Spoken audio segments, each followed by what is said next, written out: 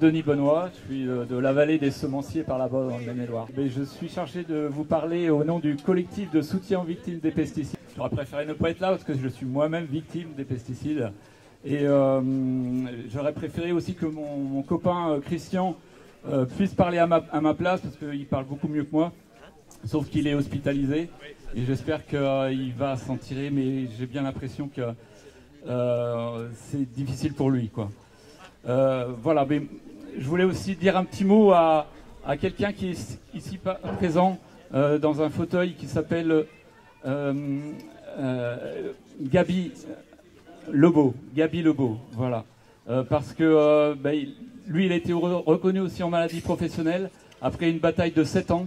Une bataille juridique ici à Redon, puisqu'il s'occupait des espaces verts ici à Redon. Et aujourd'hui, il est atteint de Parkinson, maladie reconnue professionnelle dans le tableau des maladies professionnelles de la MSA. Voilà. Alors, moi, on m'a demandé de parler de moi, en fait, de ma maladie. Bon, j'ai un cancer de la prostate qui est aussi dans les tableaux de la maladie professionnelle agricole. Ce n'est pas la MSA, la Mutualité Sociale Agricole, qui m'a averti, c'est le collectif de soutien victimes des pesticides, que je pouvais faire une demande de maladie professionnelle. Voilà, il faut savoir que tout ça c'est caché et les gens en fait ne savent pas, les agriculteurs lorsqu'ils tombent malades, ne savent pas forcément qu'ils peuvent faire une demande en maladie professionnelle. Ce n'est pas la mutualité qui les informe et elle n'est pas tenue de le faire. Voilà, donc moi j'ai un cancer de la prostate, hein, donc évidemment ça suppose que je me sois fait opérer, ablation de la prostate. Ensuite, malheureusement des cellules ont migré et donc il a fallu que je fasse une radiothérapie et ensuite hormonothérapie. Et là, la semaine prochaine, pas plus tard que la semaine prochaine, je passe un TEP scan pour savoir ce qui se passe parce que mon taux de PSA augmente alors que normalement je devrais être à 0 puisque je n'ai pas de prostate. Vous pouvez sentir aussi toute la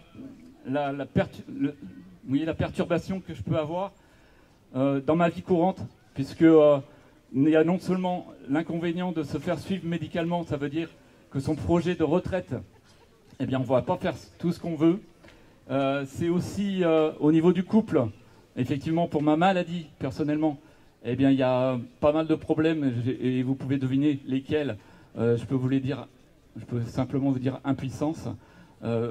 Eh bien, ça demande beaucoup d'abnégation et de force en fait pour retrouver la vie belle, parce que la vie est belle et l'eau, c'est la vie.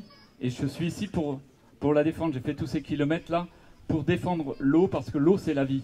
Et je suis persuadé que vous ici aussi ressentez un peu cette blessure qui est au plus profond de mon être. C'est-à-dire cette blessure c'est de se dire mais qu'est-ce qu'on va offrir à nos enfants quoi? Qu'est-ce qu'on fait? Il faut absolument se battre pour nos enfants. Sachez que on vous dit que le cancer, oui, c'est dû au vieillissement de la population, c'est faux. Aujourd'hui, la moyenne d'âge des gens qui sont atteints d'un cancer est de 45 ans. En 80, il était de 57 ans. Ça veut dire qu'on attrape le cancer de plus en plus jeune, sans penser aux enfants aussi, donc qui aussi attrapent des cancers, dus à ces perturbateurs endocriniens que sont les pesticides. Voilà.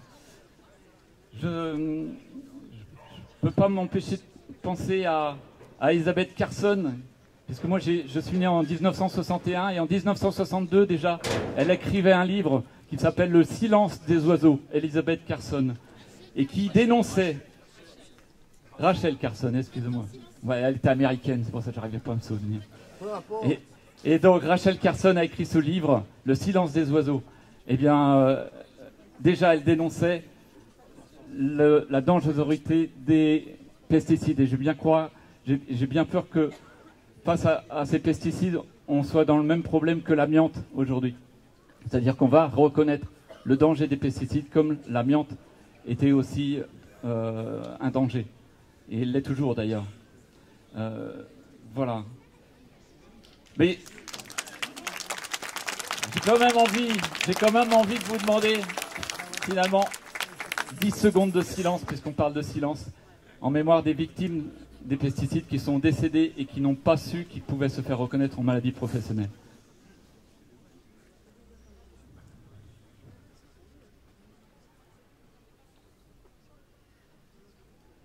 Merci.